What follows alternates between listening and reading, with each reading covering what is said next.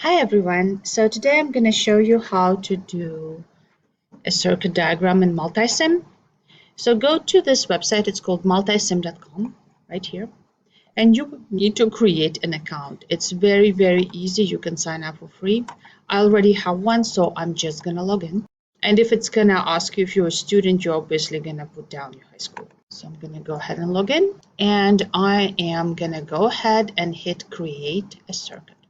So this is a circuit simulation software. It will both create your circuit diagram for you and it will simulate it if you hit the simulate button.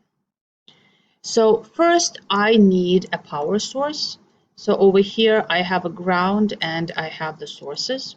So I'm going to go ahead and hit DC voltage. This is the equivalent of our power source. And of course, once you do that, you need to set up the value. So if you are doing this in Tinkercad, 5 volts is your USB tail, right? So if you're doing, say, 3 volt, a 3 AA battery pack, this is very much 4.5 volts. And I'm gonna rename this as the battery.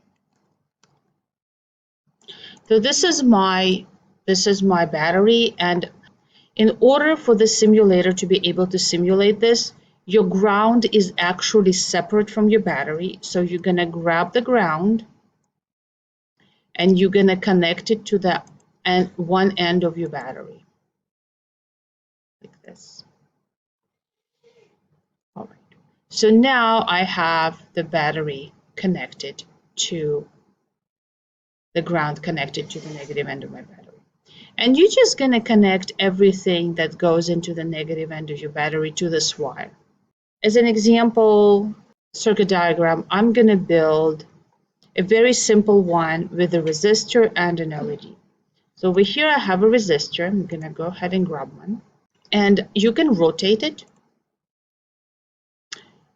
like this, but I don't need to. And what I'm going to do is I'm going to change its value. I don't want 1K ohms. I want 330 ohms. So there you go. And it's going to be R1.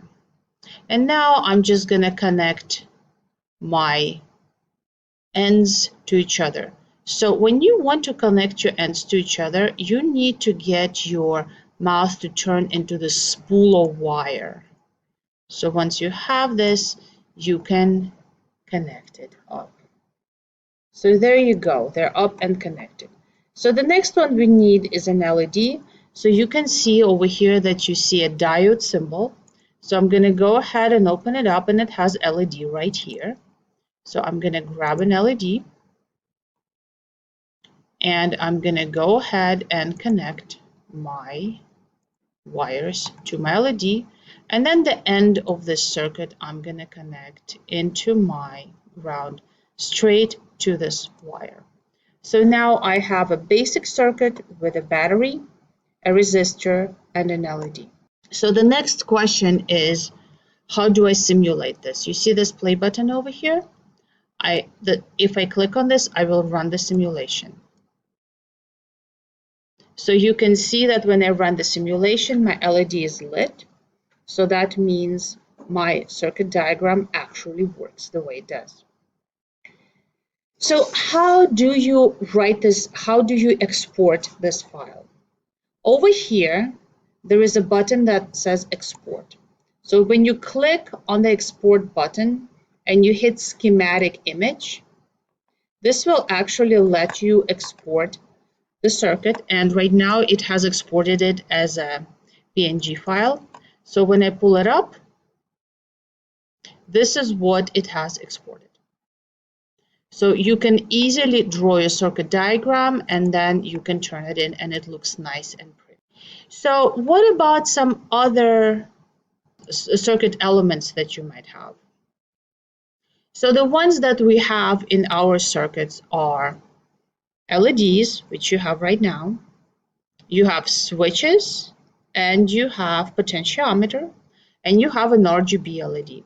An RGB LED is an LED with 3 LEDs that end into the same wire. But what about the switches? Well, this is a switch symbol, and you can easily find SPDT right here. Here's your SPDT. You can also easily find a potentiometer. It's right here where the resistors are. So here's your potentiometer, and you can rotate it as needed and change its value very easily. And of course, for the RGB LED, you would need to create this kind of setup. So you're going to have 1, 2,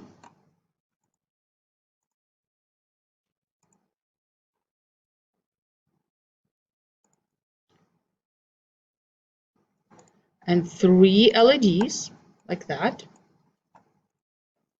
And they're all going to be connected to the same wire. So this kind of setup is the setup for an RGB LED.